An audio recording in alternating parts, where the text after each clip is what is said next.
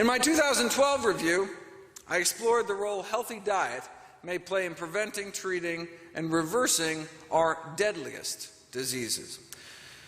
In 2013, I covered our most common conditions. This year, I'd like to address some of our leading causes of disability. We want to live a long, healthy life, not a long, miserable one. Heart disease is not only our leading cause of death, but also our leading cause of death and disability. Dr. Dean Ornish proved with his plant-based diet and lifestyle program that cardiac patients had 91% reduction in angina attacks. That's the crushing chest pain that some people with advanced heart disease can get. In contrast, control group patients who were instead told to listen to the advice of their doctors had a 186% increase in attacks. This marked reduction in chest pain was sustained 5 years later. A long-term reduction in pain comparable to that of bypass surgery, but without the knife or the saw used to cut our chests in half. Forks over knives, soup over saws.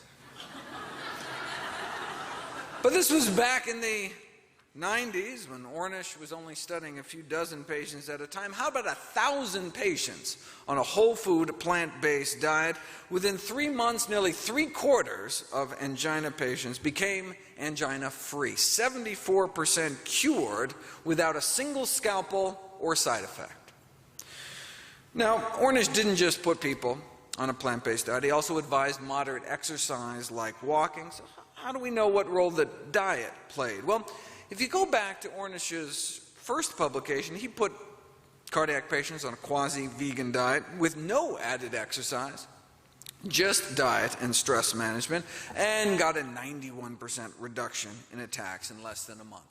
And Dr. Esselstyn was able to improve angina using a plant-based diet as the only lifestyle intervention, so we know diet is the active ingredient. But you know, they weren't the first. There are case series going back to the 1970s. We've known about this for decades. Angina and the vegan diet. Like Mr. F.W. here. Chest pain so severe, he had to stop every 9 or 10 steps. Started on a vegan diet, not even a low-fat vegan diet, and months later, climbed mountains, no pain.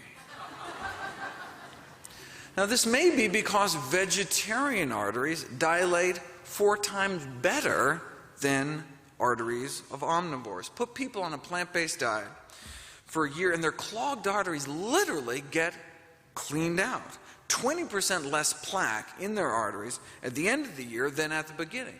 Put people on a low-carb diet, a meat-heavy, Atkins-like diet, though, and their condition worsens. 40 to 50% more artery blocking at the end of the year. Here are some representative heart scans.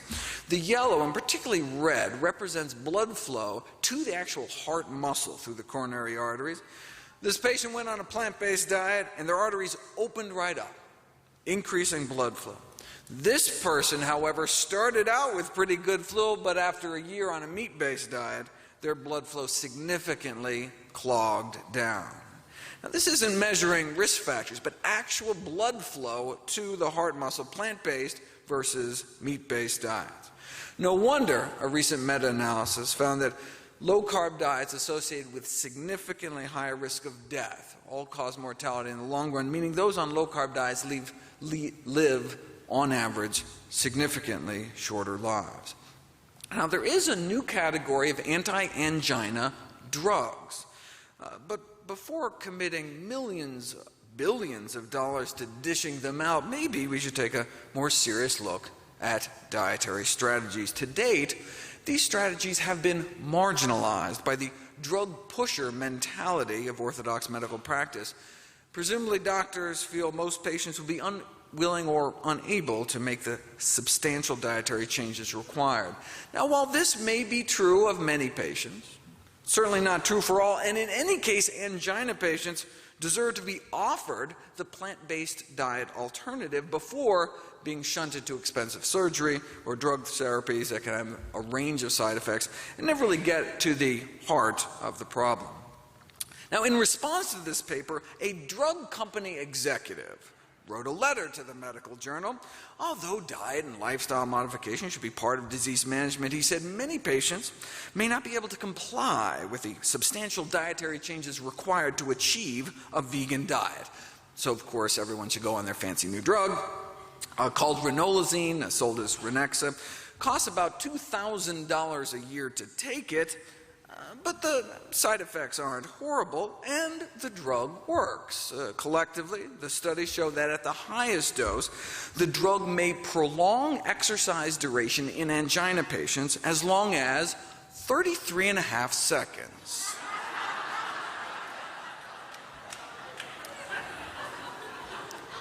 It does not look like those choosing the drug route will be climbing mountains anytime soon.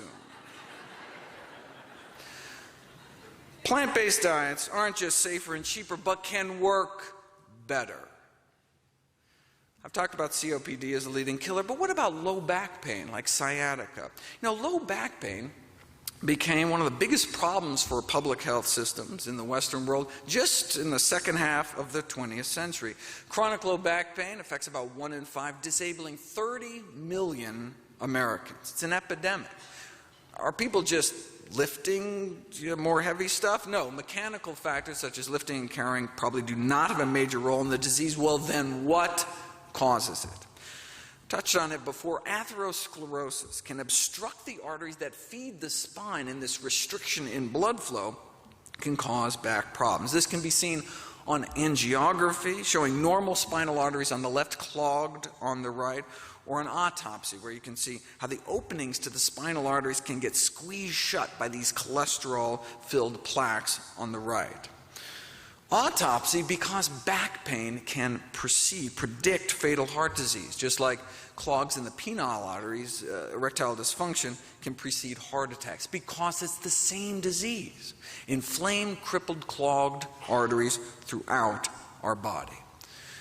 Now we have MRI imaging, which can show the narrowing of spinal arteries in people's back with back pain and the degeneration of the discs, all linked to high cholesterol.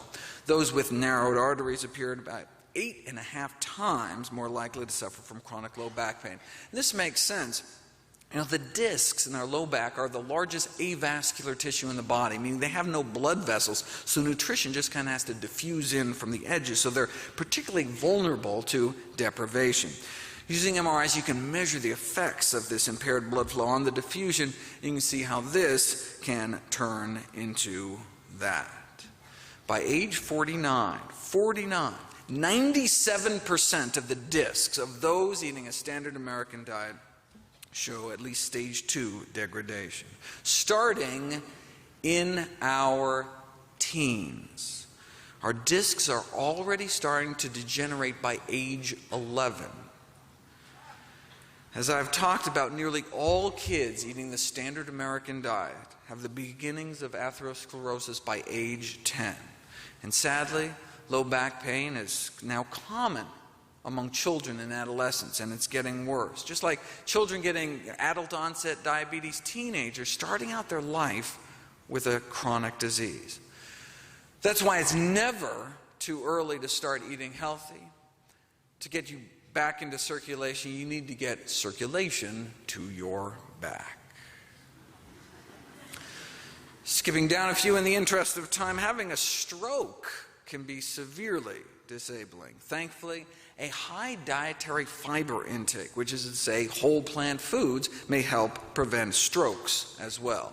This belief that dietary fiber intake is particularly associated with some chronic diseases was postulated 40 years ago and since has been enormously fueled and kept alive by a great body of science since. Today, we therefore believe that eating lots of fiber, eating a lot of whole unprocessed plant foods helps prevent obesity, diabetes, and cardiovascular diseases such as stroke. Stroke is the second leading cause of death worldwide, a leading cause of disability, and so preventing strokes in the first place, what's called primary prevention, should be a key public health priority. Based on all the best studies to date, different strokes for different folks, depending evidently on how much fiber they've been eating. Notably, increasing fiber just 7 grams a day may decrease stroke risk 7%. And 7 grams is easy, like a small serving of whole grain pasta with tomato sauce and an apple. Easy. But if you really don't want a stroke, we should all try to get 25 grams a day of soluble fiber, which is found in beans, oats, nuts, and berries, and 47 grams a day of insoluble fiber, found primarily in whole grains. One would have to eat an extraordinarily healthy diet to get 72 grams a day, huge amounts of plants, yet these cutoff values could be considered the minimum recommended daily intake of fiber to prevent strokes. Now, they admit these minimums are higher than is commonly and arbitrarily proposed as adequate, but do we want to be patronized too as to what authorities think is practical? Or do we just want to have them tell us what the science says, as they did here, so we can make up our own minds? Now, someone funded by Kellogg's wrote in to complain that in practice such fiber intakes are unachievable. Rather, the message should just be, the more the better. You know, have a bowl of cereal or something. The real Dr. Kellogg, who's actually one of our most famous physicians, credited for being one of the first to sound the alarm about smoking, may have been the first American physician to have recognized the